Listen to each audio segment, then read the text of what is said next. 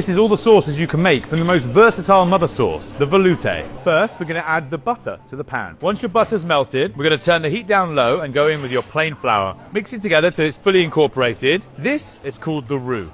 We're going to cook the roux out on a low heat. Once your roux resembles the consistency of wet sand, we're now ready to add the stock. So we're going to take our roux off the stove. We're going to place our chicken stock. This may look familiar. Our bechamel is using the milk. Our veloute is using stock instead of milk. Once your chicken stock is hot, we're going to remove it from the stove. We're going to place our roux back on a very low heat. We're going to ladle the chicken stock into the roux and gradually incorporate it. We're going to do it bit by bit so that the stock is effectively creating a slurry with the roux and loosening over time to get a really smooth veloute. Once your stock is incorporated, we're then ready to add more. It is quite common to use 50% dairy and 50% stock in your veloute. We're keeping it a classic veloute as we're using this sauce as a base. I'm now going to add in the rest of my stock, and at this stage, now I'm going to transfer it to a whisk. Basic veloute ratios are 1 part butter, 1 part flour, and 15 parts of stock. You can actually make variations of this. We can use beef stock, we can use fish stock, and you can also use any vegetable stock as well.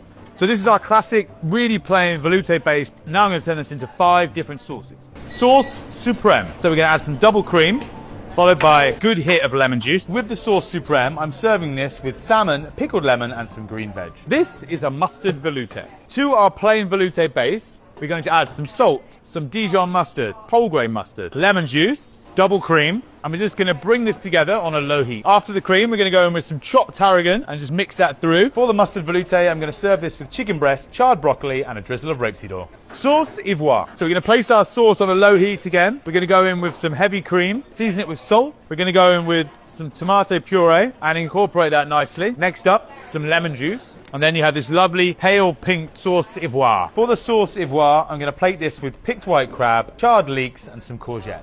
This is herb veloute.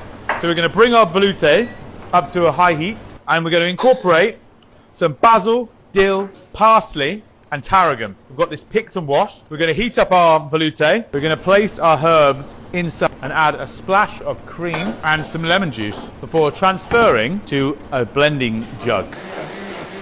And then you can pass it if you like. When you're doing this at home, you don't really need to. With the herb veloute sauce, I'm placing this with halibut, green herbs, and some pickled red onion. Sauce albufera. So we're going to heat up our veloute. We're going to add some salt, heavy cream, reduced beef stock.